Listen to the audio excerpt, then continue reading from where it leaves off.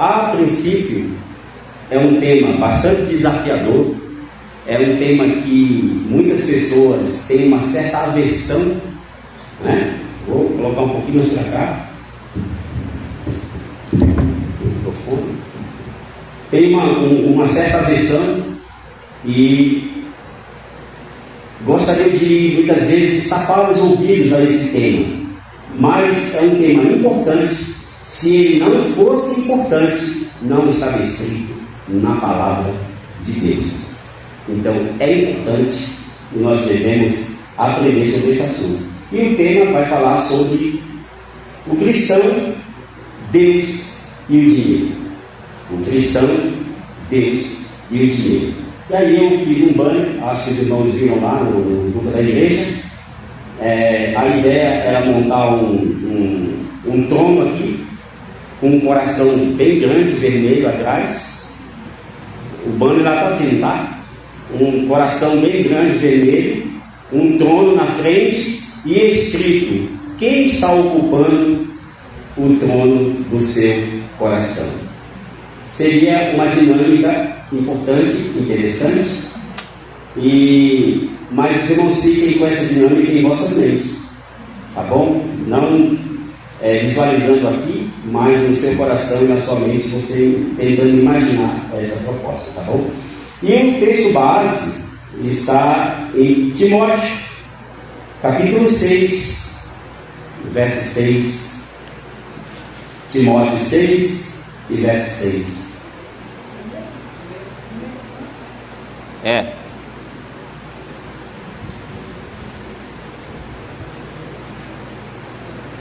Epístola a Timóteo 6, verso 6 ao 10.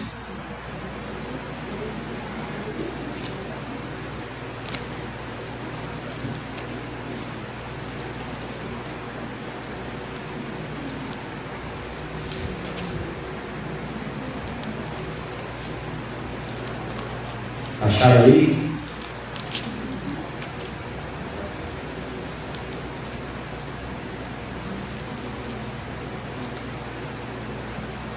Eu vou estar lendo aqui, tá bom? Timóteo capítulo 6, verso 6 ao 10, diz assim: mas é grande ganho a piedade com o contentamento, porque nada trouxemos para este mundo, manifesto é que nada podemos levar dele. Tendo, porém, sustento e com o que nos cobrirmos, e sejamos com isso contentes. Mas aos que querem ser ricos, caem em várias tentações, em laços e em muitas concupiscências loucas e nocivas, que submergem os homens à perdição e à ruína, porque o amor ao dinheiro é a raiz de todas as espécies de males, e nesta cobiça alguns se desviaram da fé e transpassaram a si mesmo com muitas dores. Um bom texto, né? Que lendo pausadamente você começa a compreender e está inserido algumas questões importantes nesse texto, né? E é bom compreender realmente sobre esse assunto.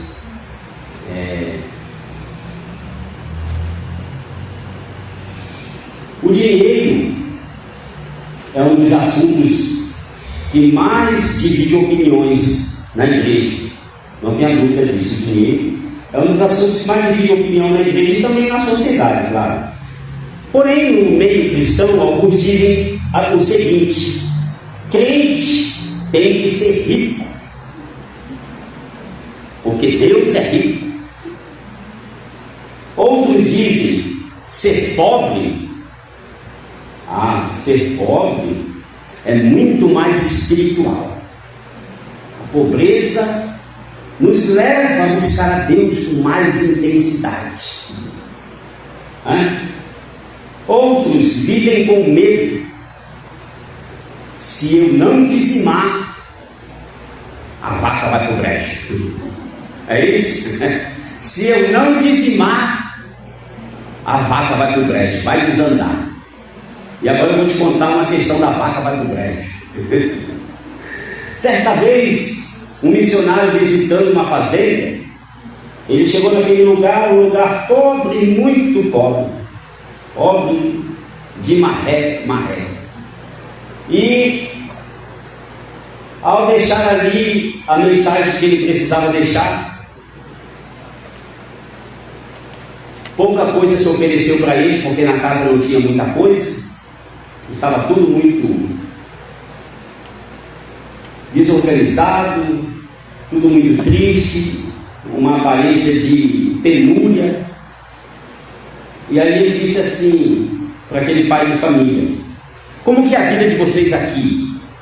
A nossa vida aqui? A nossa vida aqui é uma luta diária. Se não fosse aquela vaquinha que a gente tem lá, a gente morria de fome, porque a danadinha dá leite para nós e é uma benção. Nós tomamos leite dela, vende leite, mas é só ela que tem, então não dá muito, mas é o suficiente para nós. E a nossa vida é essa aqui. O missionário, ao sair daquele lugar, percebeu que a vaquinha estava na beira do barranco. Ele chegou nela e pá, chutou a vaca. A vaca desceu ladeira abaixo, pegou o pescoço e morreu. Que missionário ruim, né? Misericórdia. Era o único sustento daquela casa. Era a única coisa que trazia provisão. Era a única base. Era onde estava firmada a fé daquela família. E aquele missionário deu um jeito de tirar essa base. Passou anos e anos, aquele missionário volta novamente àquele lugar. E quando chega, vê um portão exuberante, a fazenda toda cercada, muita plantação de milho, vários tipos de plantações. Ele olhou e ficou admirado com aquilo, porque já não era, alguém deve ter comprado, ele deve ter vendido barato. E sai o dono daquela fazenda com a bota gaúcha bonita, com a espora atrás, todo bonitão, em cima de um cavalo bonito. Pois não, cidadão? Eu passei aqui há uns 10 anos atrás, mais ou menos, e eu resolvi visitar de novo a família, mas pelo jeito eles se mudaram. Não mudou não, somos nós. E eu me lembro do Senhor, hein? Eu me lembro das palavras que o Senhor disse, que Deus estava no controle das coisas, que podia abençoar, que podia transformar, e que a nossa fé tinha que estar em Deus. Naquela época eu estava muito tristonho, muito sem nada. E aliás, a única coisa que nós tínhamos morreu. E por causa daquela coisa que nós tínhamos que morreu, nós tivemos que tomar uma atitude severa. Aramos a terra, corremos atrás, compramos semente, demos um jeito no dinheirinho que nós tínhamos, esperou, foi luta, foi batalha, arrancamos toco. Mas olha só o que Deus fez. A vaca foi pro brejo, mas Deus entrou na casa. Resumo da história: cuidado aonde você põe o teu coração, porque o teu sustento vem do Senhor. O teu sustento vem do Senhor. Portanto, esse é um assunto bastante complexo, mas que nós não vamos nos ater a opiniões, tá bom? Muitos têm opiniões, mas nós não vamos nos ater a opiniões sobre dinheiro. Nós vamos ouvir a palavra de Deus. E a pergunta que faço é: o dinheiro está na sua mão ou ele está no seu coração? Se eu for olhar para hoje, para mim, está no meu coração. Estou brincando. Mas Deus vai colocar a nossa mão no nome de Jesus na hora certa, no momento certo, e quando a vaca for para o brejo. Glória a Deus. Paulo escreve a Timóteo alertando sobre falsos mestres. Já tinha falsos mestres. Naquela época já havia falsos mestres, que ensinavam que a fé era uma fonte de renda, era uma fonte de lucro. A fé podia trazer lucro. Explorar a fé era algo importante, interessante, podia trazer lucro, Já naquela época havia gente usada dessa maneira, tentando usar Deus para o enriquecimento. E ele então declara: tendo que comer e o que vestir, estejamos contentes. Aqui Paulo estabelece 3 verdades importantes. Contentamento é riqueza, estar contentado é ser rico, tá bom? Ganância é uma armadilha muito grande. O amor ao dinheiro destrói a fé. Então guarde essas 3 bases. Contentamento é riqueza, ganância é armadilha, amor ao dinheiro destrói a fé. O problema, meu amado irmão, não é o dinheiro. Não podemos pensar dessa maneira, tá bom? O verso 10 aí. O amor ao dinheiro é a raiz de todos os males. É muito claro, o amor. Observe que não é o dinheiro, é o amor ao dinheiro. Dinheiro, na verdade, é uma ferramenta importante. Nós temos que ter essa convicção de que o dinheiro é uma ferramenta. Aliás, eu vou falar para o Senhor: Senhor, eu vou comprar uma caixa de ferramenta bem grande, para o Senhor encher de ferramenta, Deus. Porque o dinheiro é uma ferramenta. E nós precisamos do dinheiro não para viver no mundo espiritual, mas no mundo material ele é muito necessário, porque nós temos compromissos, impostos a ser pagos. Aliás, Jesus Cristo diz assim: dai a César o que é de César e dai a Deus o que é de Deus. Alguém chega para Pedro e Jesus diz assim: vocês não pagam imposto? Jesus faz o quê?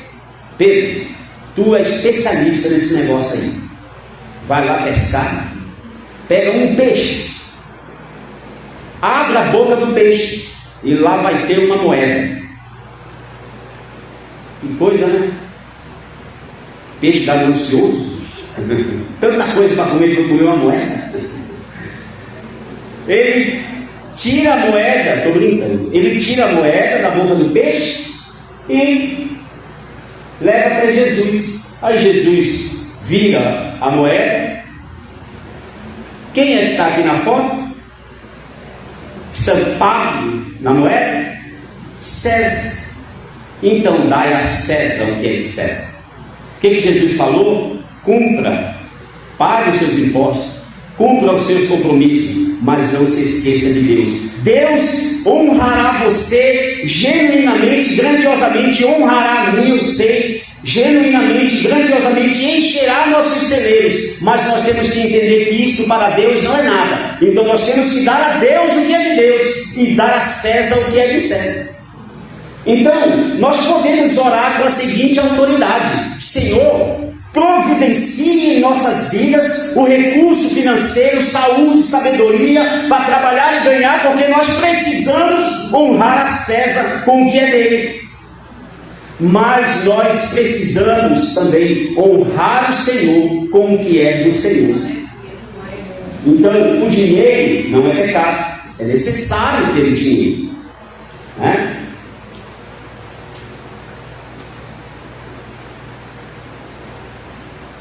E aqui Paulo estabelece esses 3 fundamentos, tá bom? Contentamento é riqueza, ganância é armadilha e o amor ao dinheiro destrói a fé. O amor ao dinheiro é a raiz de todos os males. Como já disse, não é o dinheiro, é o amor. Dinheiro é uma ferramenta. Amor ao dinheiro é idolatria. O dinheiro é uma ferramenta, mas o amor ao dinheiro é uma idolatria. Jesus também declarou no Evangelho de Mateus, no capítulo 6, versículo 24, vamos lá, por favor. Mateus 6, verso 24. Mateus capítulo 6 e o verso 24. Ninguém pode servir a 2 senhores, porque ou há de odiar um e amar o outro, ou se dedicará a um e desprezará o outro. Não podeis servir a Deus e a Mamon. Mamon aqui, meu irmão, não é um divino, não é um Deus. Na verdade, Mamon aqui é o dinheiro personificado. Jesus personifica a questão do dinheiro para mostrar às pessoas que ou você se dedica a Deus, ama a Deus acima de tudo, ou você vai ter que amar outra coisa. Porque o trono do seu coração jamais ficará vazio. O seu coração jamais ficará vazio. Ele estará sempre preenchido com alguma coisa. Ou ele estará preenchido por Deus, ou ele estará preenchido por outra coisa. E muitos preenchem com o desejo, o amor a se tornar ricos, ter muito, esbanjar, poder gastar como quiser. Não é pecado, contanto que Deus esteja no trono do seu coração. Aliás, eu acho interessante que se Deus estiver no trono do seu coração, você tem tudo. Você já tem tudo. Se Deus estiver sentadinho no trono do seu coração, nada faltará. A Bíblia diz assim: bato a porta e se você abrir, eu entro. E junto com você vai ter ceia, eu vou cear com você, eu vou estar com você. Vai se alegrar, vai ter fartura. Ceia é a fartura. Hoje nós temos, claro, não dá para esbanjar, mas a Santa Ceia hoje que nós servimos é algo simbólico. Mas naquele período era fartura, irmão. Era fartura, era um momento de celebração. E era isso que Jesus estava falando: eu cearei com você, não vai faltar o alimento na tua mesa. Está entendendo? Não faltará o alimento na tua mesa. E quem decide as suas escolhas? É Deus ou o dinheiro? Você quer ver só algo interessante? Estou cheio da grana. Estou brincando, viu? Estou gravando, eu estou brincando. Estou cheio da grana. Cheio. Abassalho. Riquíssimo. Estou andando com o braço lá de fora da Porsche. Aí aparece um apartamento para comprar. 3 milhões. Bagatela. Eu olho assim, baratíssimo. Aí eu pego e faço o quê? Vou lá e compro. Para na roda dos meus amigos dizer: comprei um apartamento de 3 milhões. Para eu ir no final de semana. Ou nos dias de festa do ano. Não é nem para morar, é só para curtir. Aí eu compro. Comprei. Não pedi autorização para Deus, não busquei a Deus, não fiz nada. Aí eu começo a ter problemas com aquele apartamento de 3 milhões. É vazamento do lugar, é problema no outro, é um vizinho que não está muito bom, é isso que aconteceu, é o imposto que está subindo, é o IPTU que está subindo, e aí as coisas começam a desandar. Eu tinha dinheiro, comprei com autoridade, com dinheiro. Mas gerou um monte de problema para mim. O dinheiro me deu poder, mas não me deu discernimento. Comprei para ser feliz e fiquei triste. Está entendendo? Vou vender. Com um monte de problema que ele tem, alguém deu 2 milhões, perdi 1 milhão dele. Ou se eu quiser manter o valor dele, eu tenho que arrumar ele todinho e gastar 500 mil. Está vendo só como é difícil? Quando você tem o poder do dinheiro na mão, se você não tomar cuidado, você se afunda também. Já ouviu uma palavra que diz que dinheiro na mão é vendaval? É exatamente isso. E nós vamos aprender sobre essas coisas que é importante aprender. É importante aprender. E aos que querem ficar ricos, bom, voltando à pergunta aqui, é Deus ou o dinheiro que faz você tomar as decisões? Mesmo você tendo dinheiro, você precisa consultar a Deus para tomar suas decisões. Amém? Armadilhas da riqueza. A riqueza traz armadilhas, irmão? Sim, traz armadilhas. Os que querem ficar ricos caem em tentações. É a Bíblia que está divertindo. Paulo não está condenando a prosperidade. Não, ele não está condenando a prosperidade. Ele está alertando sobre a obsessão. Estar obcecado. É isso que ele está falando. A riqueza, por sua vez, ela promete segurança, respeito, poder. Olha, 3 bases interessantes que ativam nossos gatilhos emocionais. O dinheiro ele pode te dar segurança, não pode? Pode. Você mora lá na sua mansão, é um Big Brother, cheio de câmera para todo lado, não passa um mosquito na frente da sua casa e você não vê, está todo cheio de segurança. Pode colocar uma escolta atrás de você, traz segurança. Eu estou com dinheiro na mão, a coisa está ficando feia economicamente, não interessa, eu tenho dinheiro que sobra, tenho muito, estou só gravando dizendo que tenho muito, estou cheio de segurança. O dinheiro traz respeito. Traz. Dinheiro traz respeito. Algumas rodas. Olha só como é algo interessante, tá? Vou falar isso aqui para você, só para você poder entender o que é o mundo do glamour. Você sabia que se você nascer, eu espero que ninguém tenha nascido, mas se você nascer numa raiz de família pobre, você não consegue comprar uma Ferrari? Sabia? Tem que ter pedigree para comprar uma Ferrari. Mas eu conheço um monte de jogador de futebol famosíssimo que ele saiu da pobreza e hoje tem Ferrari. Pois é, não comprou no nome dele. Sabia disso ou não? Pois é. Não pode. Porque eles têm um nome a zelar. A economia pode ficar em cima, pode ficar embaixo, ela não cai o valor, permanece o valor. Ela vai continuar na vitrine, o mundo pode acabar, ela vai continuar na vitrine, tem o mesmo valor. Ela não perde o valor por conta da economia.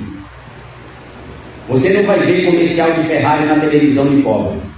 Quem já viu comercial de Ferrari na televisão de pobre? Compre esta Ferrari, uma bagatela, 5 milhões. Já viu comercial de Rolex na televisão que você assiste? Tem, Júlio? Pois é. Não tem. Já viu comercial de Lamborghini para vender? No período do auge mais alto da audiência do Jornal Nacional. Comercial do Jornal Nacional. A hora que está todo... Vamos para o Fantástico, é domingo, vai. Está todo mundo em casa. Você já viu um comercial de Lamborghini, de um intervalo para o outro? Não tem, irmão. Porque quem assiste televisão é a classe baixa. Ponto. Se isso abre a sua mente, então começa a abrir a sua mente. Quem assiste televisão é a classe baixa. Rico não assiste televisão. Tá bom? Quem já viu a Ford? Só viu a capa da Ford? Está vendo só como é complicado o mundo das celebridades? Viu? Pois é importante a gente aprender. Agora olha aqui, interessante. Coisas de valor não tem comercial. Coisas de valor não tem comercial. Só o nome é o suficiente. Só o nome é suficiente.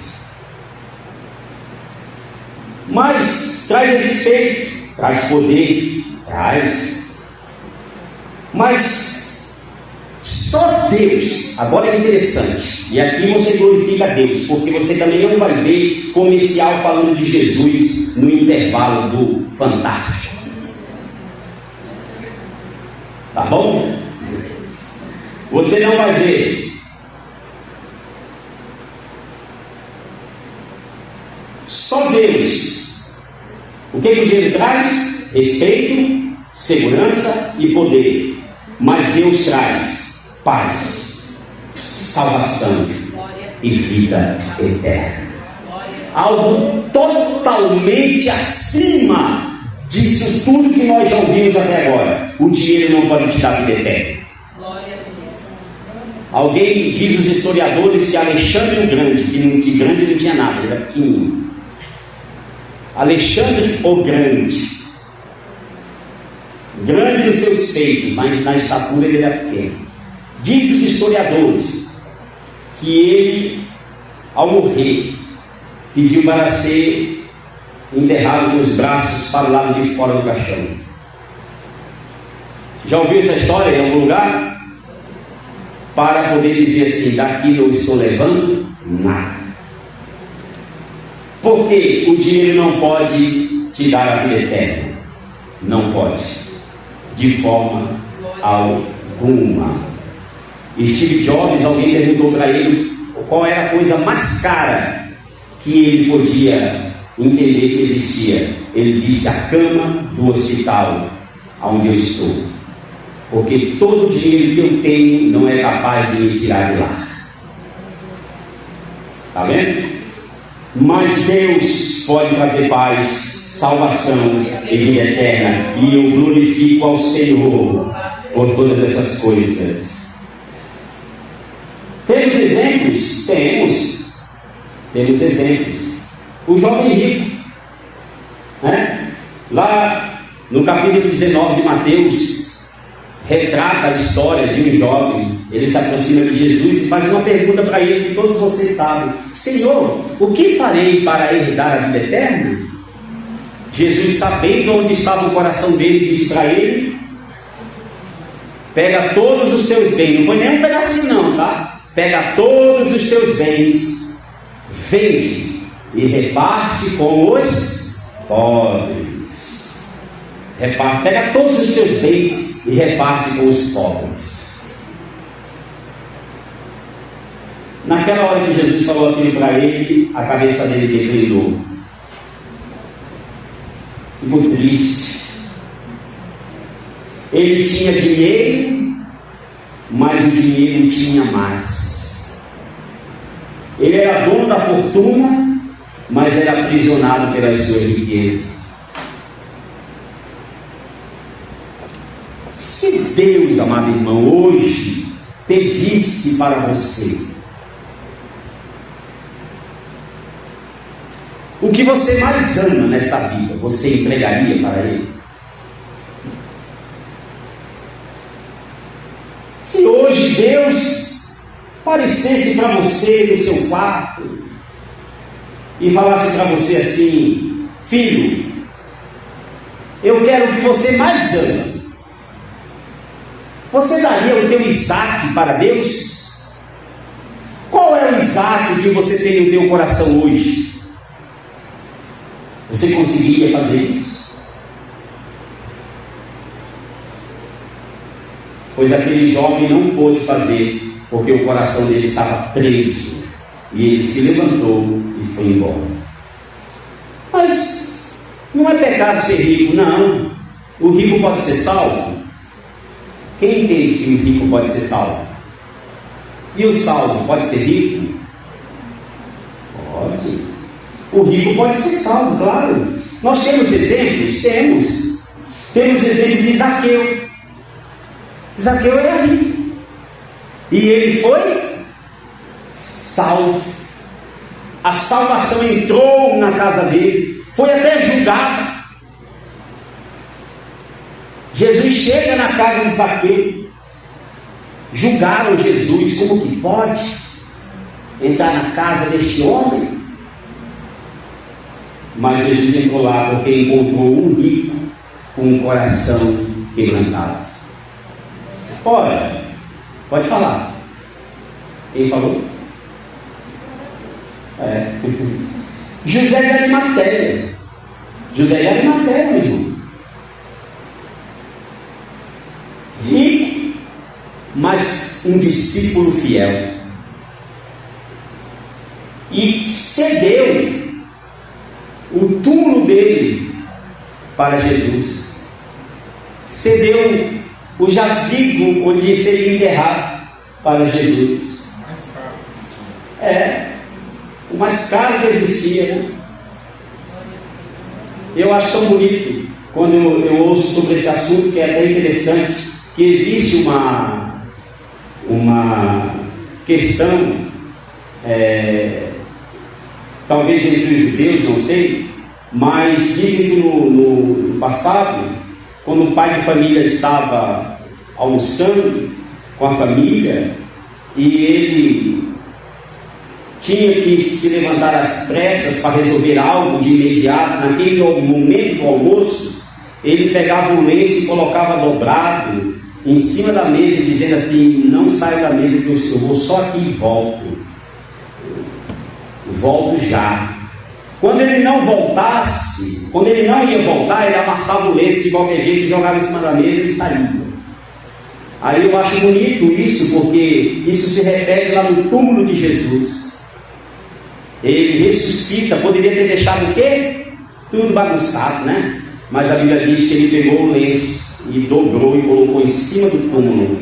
E eu acho interessante isso, porque se retrata o quê? Pode até não ter muita comparação deste assunto, mas eu acho bonito quando o historiador contou e disse assim: ele deixou daquela forma como para mostrar a tradição de que ele estaria saindo, mas ele voltaria novamente, e ele vai voltar em nome de Jesus. Tá bom? Se alguém quiser saber sobre esse assunto, procure se informar e pesquise sobre esse assunto, sobre esse costume, tá bom?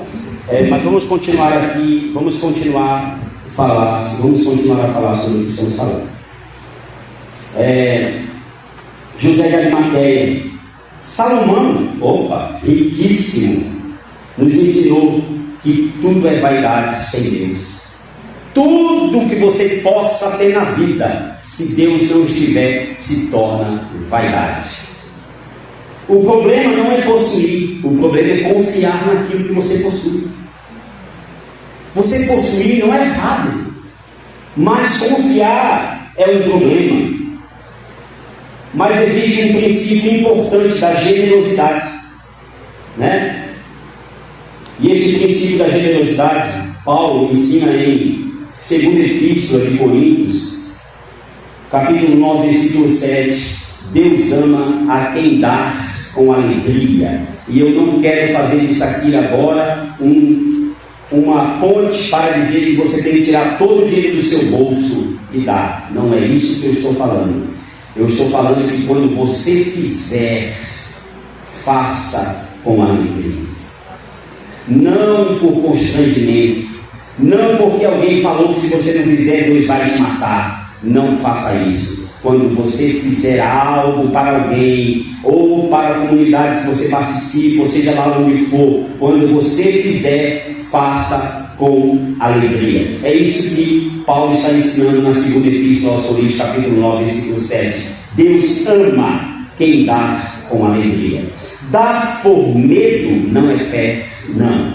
Dar por troca também não é fé. Dar por gratidão é imaturidade espiritual. Dar por gratidão é quando você está já amadurecido espiritualmente e agora você dá por maturidade espiritual. Não porque alguém te obrigou, porque alguém te constrangeu, porque alguém te persuadiu. Não, você dá porque você olha e vê a necessidade. E aí você diz: eu tenho condição de ajudar, então eu vou ajudar. Se você pode fazer e não faz, aí você pega. Isso é bíblico. Tá bom? Se você pode, isso em qualquer situação, tá bom? Se você pode fazer e não faz, você pega. Olha, nós não damos para sermos abençoados. Não é isso que a palavra de Deus ensina. Você não deve dar para ser abençoado, porque isso aí é uma moeda de troca. Não é isso. Nós abençoamos e damos porque já somos abençoados. Se você tiver isso no seu coração, irmão, Deus vai suprir todas as necessidades, ainda que você passe por luta. Não se preocupe. A Bíblia diz que tudo que você colocar a mão será abençoado, será próspero, Deus fará prosperar. Mas isso você tem que ter essa fé dentro de você, de que você é abençoado, mesmo que você entre no período da prova, você continua dizendo: Deus, eu sou abençoado porque eu sou teu filho e eu sou co-herdeiro de Cristo. E pronto, Declare isso no seu coração. Não que você dizer palavras positivas vai fazer você se transformar. Não, irmão, mas você não pode ficar dizendo palavras de negatividade, falando que você está mal, que você está ruim, que você vai para baixo, que você vai morrer. Não diga isso. Diga, Senhor, eu sou vencedor. Eu vou passar pela luta, eu vou passar pela prova. Diga igual João falou: nu eu voltarei, nu eu vim, nu eu voltarei para lá, mas todavia o Senhor continuará sendo quem Ele é, e por fim Ele será glorificado sobre a terra. Ponto. E você vê que Deus fez na vida dele o que tinha que ser feito. Mas por quê? Porque ele tinha convicção de quem ele era e de quem era o Deus que ele servia. Tenha isso também, essa convicção no seu coração. Tenha essa convicção no seu coração. A primeira epístola aos Coríntios, capítulo 4, versículo 2, nos toca sobre esse assunto. E nesse assunto, graças a Deus, a minha esposa é uma bênção, que é sobre a administração. Primeira epístola aos Coríntios 4, 2 diz assim: o que se requer dos dispenseiros é que cada um seja encontrado fiel. Dispenseiros, administradores, sejam encontrados fiéis. Nós não somos donos, nós somos administradores. Aliás, essa foi a primeira profissão do mundo: administrar. Foi a primeira. Seja administrador. A administração, ela está em todos os aspectos, não importa a profissão. Não importa a profissão. Se não tiver administração, a profissão vai dar errado. A minha esposa pega no meu pé todo dia sobre esse assunto. Amor, a gente tem que sentar. Aí eu pensei para sentar para tomar um café. Ela fala: amor, a gente tem que sentar para colocar as contas em dia. Colocar no caderno. Ou parte difícil. Mas é a parte que faz com que o recurso melhore. Ser fiel no pouco, no muito será colocado, não tem nada a ver com dízimo. As pessoas confundem. Dizimam porque tem medo. Você tem que dizimar porque você é fiel e porque você já é abençoado por Deus. Ser fiel no pouco é você olhar o pouco que você tem e pensar da seguinte maneira: eu não posso gastar mais do que isso que eu tenho. Eu tenho que sempre guardar um pouquinho. É fácil fazer isso? Quem falou que é fácil? Não é fácil, porque é o caminho da vitória. E quando eu comecei a estudar sobre esse assunto, Deus vai falando ao coração, vai dizendo: filho, você tem que melhorar nisso, tem que crescer nisso, tem que buscar isso. Olha,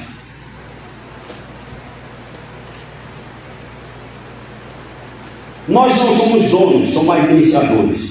Tudo que temos é temporário. O que fazemos com isso é que é eterno. O que você tem é temporário, mas o que você faz é que é eterno. É que vai perdurar.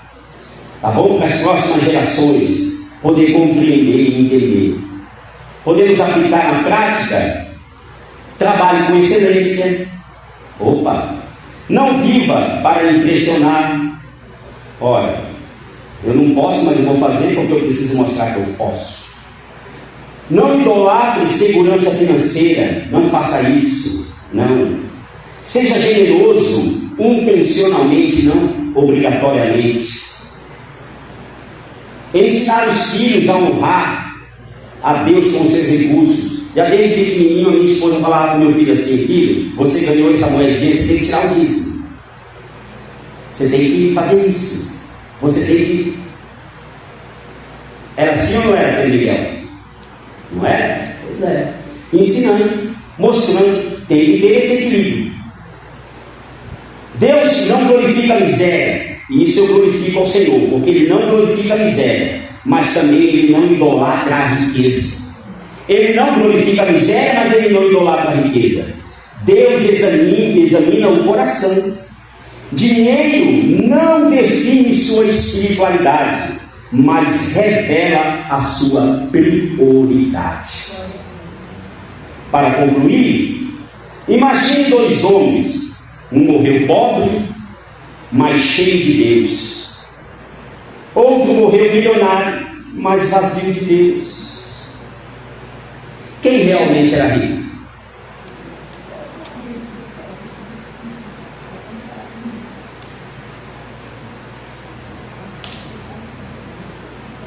O céu não será dividido por classes sociais, de forma alguma. No contexto dividido aqui, eu não estou dizendo separação, não é isso. No contexto dividido aqui, eu estou falando sobre a questão do coração, quando Deus olha para você e vê qual é a intenção do teu coração.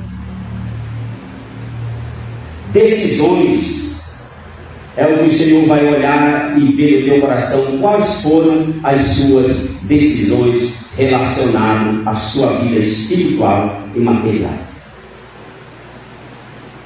Hoje, Deus não está perguntando quanto você tem no bolso. Ele está perguntando quem é que governa o teu coração e a tua vida. Que Deus em Cristo possa abençoar cada um dos irmãos e tenha essa convicção: você não é proibido enriquecer, você não é proibido prosperar, contanto que Deus esteja de mão dada nos seus projetos. Deus quer que você cresça, que você prospere, que você realmente venha alcançar aquilo que é bom para a tua vida e também para abençoar a vida de outros. Amém? Deus abençoe os irmãos. Ainda tem bastante coisa para estudar e nós continuaremos uma próxima oportunidade.